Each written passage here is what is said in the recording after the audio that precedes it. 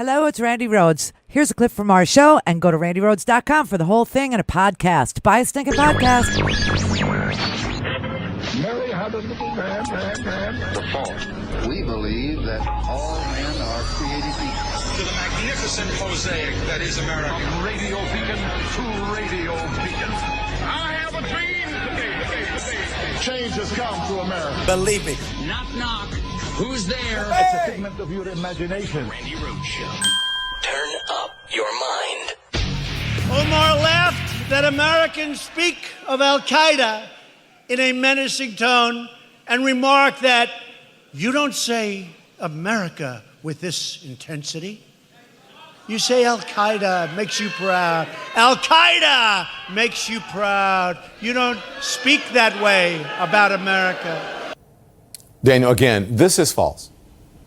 This is false, and I want to be as clear as possible about this because I think this is one of the most egregious false claims Trump has made as president. Ilhan Omar did not praise Al-Qaeda. She did not say Al-Qaeda makes you proud. She did not say Al-Qaeda is great or wonderful, as Trump said earlier this week. This is what happened. She did a 2013 interview on a local Minnesota PBS station where the host of the show on Middle East issues was musing about why Americans use the Arabic words for things like Al-Qaeda, Al-Shabaab, madrasas, rather than the English translation, which he said would be less scary. And she basically agreed with this, and she said it's about creating this sort of scary intensity.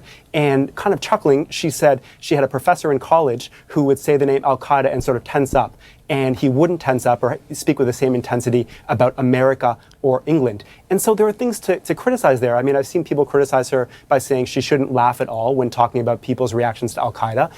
People saying she shouldn't suggest there's some equivalence between Al-Qaeda and America or England. That is all fair. But to say that she praised Al-Qaeda, it could not be further from the truth. Yeah, in fact, during that interview, it was a 2013 interview on a PBS station in Minnesota, and during that interview, she actually said Al-Qaeda performed terrorist acts that were evil and heinous. She never, ever, ever said Al-Qaeda would be proud of Al-Qaeda. She was making a point that the Muslim community at large should never be held accountable for the actions of Islamic terrorists. She said, quote, I think the general population needs to understand that there's a difference between the people that are carrying out the evil acts, because it is an evil act, and we do have evil people in this world, and then the normal people who carry on, the normal people, regular citizens who carry on with their life.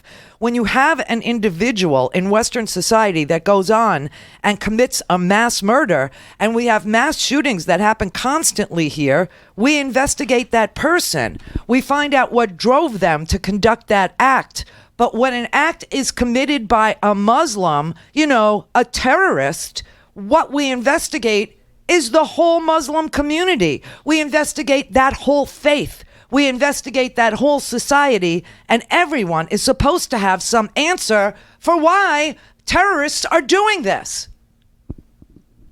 That is what she said. This is ridiculous. This is so incendiary and dangerous, and it's like Fox News started it. Jeanine Pirro started it. She was talking about the woman with the hijab and that the hijab alone was unconstitutional. I don't know in what society, in what world, in America, saying these anti-American things about her. Then Tucker Carlson started trashing her. And oh my God, all of a sudden, the president of the United States says, yeah, this could work. Let's review. Think about it. Omar wears a hijab, Hello. which according to the Quran 33:59 tells women to cover so they won't get molested. Is her adherence to this Islamic doctrine indicative of her adherence to Sharia law, which in itself is antithetical to the United States Constitution? I don't have to tell you, Nancy, Jews have been persecuted almost from the beginning of time when they were forced out of Egypt, to the 6 million killed in the Holocaust. And now we are witnessing the rise of anti-Semitism in Europe, where incidents are up 74% in the last year alone in France, where Jewish cemeteries are regularly desecrated with swastikas, and people relay the common tropes of Jews with too much money and influence. Wow. Let me tell you something, Janine. Jews, very observant Jews, also cover their head. There is a whole community you can talk to right there in New York City. You go to Brooklyn if you'd like and ask the Hasidim why they cover their heads. Why do they shave their hair off and wear a wig? Is that anti-constitutional? Oh my God. So that's where it started. And then it downshifted into Tucker Carlson, who never ever met a racist trope he couldn't work with. I mean, he's never once ever seen racism and decided, I'm not going to, pile on. But she isn't grateful. Not at all. A new low for Tucker Carlson? She hates this country. The Fox host on an anti-immigration rant, blasting Congresswoman Ilhan Omar. That should worry you. Saying immigrants like her are, quote, undermining the U.S.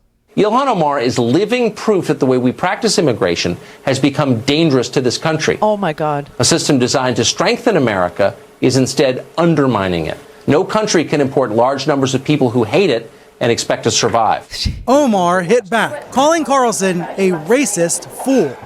It's really quite disappointing to see Fox News give a nightly platform to the white supremacist rhetoric that's coming from the likes of him. Now a new skirmish in the immigration debate. Make America white again. Yes. With Carlson tapping into a frequent theme on the right, and with his critics accusing him of fearing a powerful woman of color. On Wednesday, reaction to his rant getting a supportive retweet from President Trump. On the other side, progressive activists renewing their calls for advertisers to blacklist Carlson's show. We don't only welcome immigrants, we send them to Washington. Omar is both a historic figure, the first Somali American elected to the U.S. Congress, and a lightning rod of controversy, a frequent target of Fox's right-wing shows. Think about it. Omar wears a hijab. Is her adherence to this Islamic doctrine indicative of her adherence to Sharia law, which in itself is antithetical to the United States Constitution? Jeanine Pirro was suspended by Fox after that rant. Now, Carlson is invoking Omar's history as a refugee, resettled by the U.S. when she was 12 years old, and now living an American dream. Yes. She is a living, breathing example of the American dream. She loves this country. She has said so many times that she feels like she loves it even more because she's an immigrant, because she recognizes the fact that she can be a woman who is free to practice her religion without being molested and also be elected to Congress. What a story. This is all that propaganda channel, all of it. And it's all because Donald Trump knows one thing and one thing only, and that is that he won the white vote in America by 20 percentage points. This is so disgusting. And you know what else? Can I just add? Donald Trump has failed. He has failed to deliver on any of his promises, okay? There is no wall. There's no health care plan. He's in court trying to repeal Obamacare, but there's no replacement that's, bigger and better and cheaper and all this. He has failed. GM moved to Mexico. Long list. Go to RandiRhodes.com for the whole thing and a podcast. Buy a stinking podcast.